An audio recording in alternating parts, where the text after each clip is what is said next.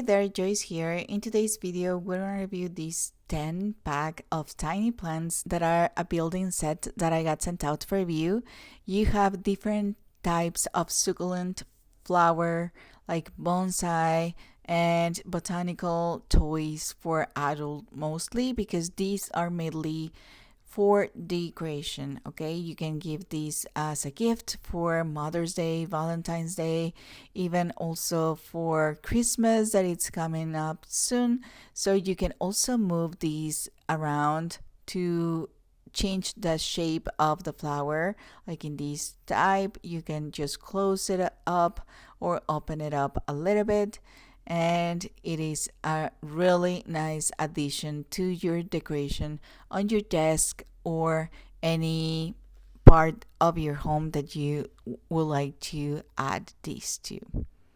Okay, so these are some of the ones that we have, and here we are displaying it here, and you can see now that we are displaying them right here. They look really nice.